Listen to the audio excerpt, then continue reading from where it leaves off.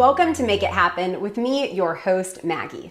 I have always been interested in nutrition. It's not just about the food that we eat, but the actual nutritional value to help our bodies function at their highest potential. We've talked about this before, and I know I don't need to say this, but I'm gonna say it anyway.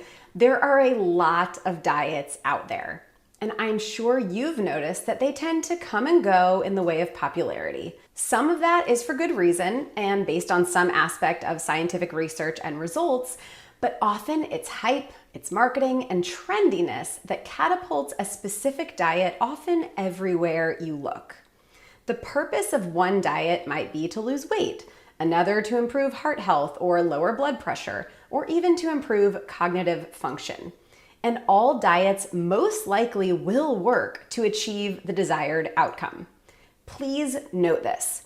All diets will most likely work to achieve the desired outcome. If you have found a diet that is working for you, awesome, stick with it. But if you're trying and failing because it's been too hard for you to stick with, you might want to rethink your strategy. I personally struggle with diets for weight loss in particular. First of all, they can be overwhelming, and I think you know my stance on overwhelm. It often leads to paralysis on action or adherence.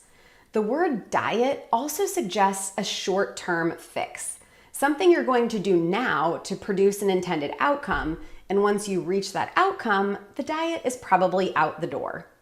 This can be a good thing if it's helping a very obese individual to lose a significant amount of weight or reverse a health condition like type 2 diabetes. But for many of us, a quote, diet isn't the answer long term. The truth of the matter is all foods have purpose, even sugar and preservative-laden junk food. The difference between an apple and junk food is that the apple has actual vitamins and minerals that provide your body with nutrients to function, and the junk food is there to temporarily provide comfort and happiness and make companies lots of money.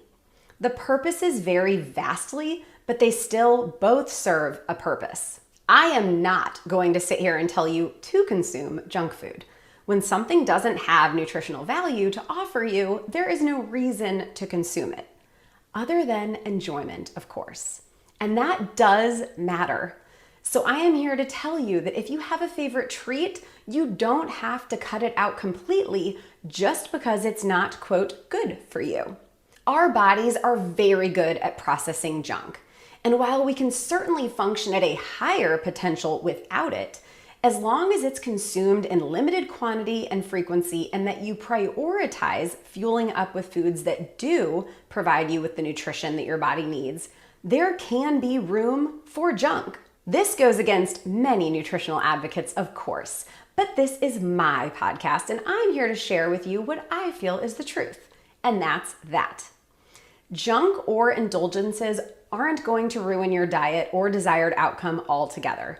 They will slow down progress. They will stand in the way of good outcomes, but they won't prevent them as long as you can find a healthy balance to include them. One reason I struggle with diets is what I just mentioned a moment ago. We approach them more often than not with a short-term mindset. And like I also said earlier, there can certainly be good reason for undertaking a specific diet for a specific outcome.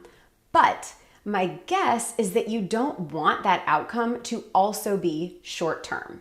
Another issue that I have with so many diets is that they have so many rules and therefore can feel super rigid. And when something feels rigid, there is a much lower likelihood of adherence. If you're constantly focused on trying to follow the rules and the rules are rigid, chances of burnout or giving up are high. And when you're trying to succeed, this really doesn't lend much of a hand in your favor. Also, with rules often comes exclusions. And while I'm not opposed to excluding foods that supply zero nutritional value, I do struggle with cutting out foods completely that do, unless of course you have a medical reason to do so. Food is fuel. That is, by and large, why our bodies need it. We need it to survive. And all whole foods have nutritional power and purpose. But we also have an emotional connection to food. And while that, quote, emotional connection is usually looked at in a negative light, think about how nice it is to have a celebratory meal with friends or family, or eat something that you really love, regardless of how healthy it is. When we dive into a diet, we might be taking away not only fuel, but also that emotional aspect in the way of joy. Now, with that being said, it's not so black and white. I'm sure I don't need to tell you that having a healthy relationship with food isn't so easy for all of us. Making a conscious choice to indulge and enjoy that indulgence versus acting on impulse that was driven by emotion or circumstance is something that many of us struggle with. And I'm here to remind you it's okay. If improving your relationship with food is something you want to do, you can. I've diverted. That's not really what we're here to discuss today, really. I just wanted to mention that food is often emotional, and that's not always a bad thing like we tend to think and believe. I am not here to discourage you from following any diet. Like I said, whatever diet it is that you're thinking about, it probably works. What I am discouraging you from doing is something that is drastic and unrealistic for you, or from cutting out foods just because a diet doesn't list them on an acceptable foods list. And not because I don't think you should try to achieve challenging things, because I absolutely think that pushing ourselves to achieve things that challenge both our minds and bodies is important. But with the complicated relationship that many of us have with food, paired with marketing tactics and misinformation surrounding us constantly about food in general, I believe that finding a healthy balance that works well for you is key. If you have a good grasp on nutrition and what balance looks like for you, quit beating yourself up. You are doing great. There is always room for improvement, and if you've gotten here, I feel pretty confident that you're only going to continue to improve.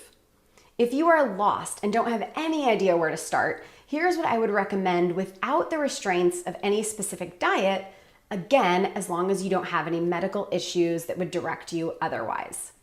Prioritize protein, nutrient-dense veggies and fruits, healthy fats, and sources of carbohydrates that contain fiber first. This is generally going to place an emphasis on whole, unprocessed foods as your base, and then fill in around these. Proteins like chicken breast or lean beef help to keep you full and provide tons of nutrients over and above just the protein that it contains. Avocado is an incredible healthy fat because it's not only packed with nutrients and fiber, but filling as well, as opposed to adding olive oil to your meal, for example. Veggies like asparagus, squash, and broccoli, or fruits like berries, bananas, and apples provide micronutrients and bulk to your meal. And beans and legumes round out nutrition with healthy carbs that contain fiber. If you haven't already, go listen to episode number 9 called My Nutrition Formula, where I lay out exactly how I recommend building your meals and how simple and not time-consuming it is to achieve balance. If you have found a diet that is working for you, awesome, stick with it. But if you're trying and failing because it's been too hard for you to stick with, you might want to rethink your strategy. Maybe that's cycling different diets. Maybe it's incorporating intermittent fasting. Maybe it's just finding your balance with calories and macros that is sustainable. Keep it simple. Think big picture. When you get overwhelmed with what the news or a friend is telling you, keep in mind what foods have been around for centuries and use that as a guide. If you want my list of foods to prioritize, come join my crew. I have this handy document for you whenever you need it. I'll leave a link in the show notes so that you can find it easily. The message that I want to convey to you today is this: life is short. Food is fuel, both for our bodies and our minds. Not one food or group of foods needs to be off limits, again, unless for medical reasons. Balance is king. Everything can fit. You don't have to be on a diet to be successful in losing weight. You can achieve results without all the rules and rigidity and pave a fantastic feeling path for yourself that also lasts. We can all stand to make improvements when it comes to nutrition, but do your best to remove the mindset of perfection or fall for marketing claims of the best diet that you need to follow. Also, try to avoid the all or nothing mentality or putting more stress on yourself than it's worth. So often the answer lies in just simplifying what you're doing, whether that means eating less, prioritize more nutritious and whole foods, or both. Do your best and remember that not each day will or should be perfect. And the most popular diet of today isn't necessarily the best answer for you. If you've been enjoying this podcast, I would so greatly appreciate it if you gave it a 5-star review on Spotify or a nice thumbs up on YouTube. Anything less than that, just tell me instead. Joking, of course, but I really do hope that you have been enjoying hanging here with me. I know your time is valuable and it means a lot to me that you choose to spend some of it here with me. And don't forget to subscribe on Spotify or YouTube so that you know exactly when new episodes drop. Until next time, go make it happen.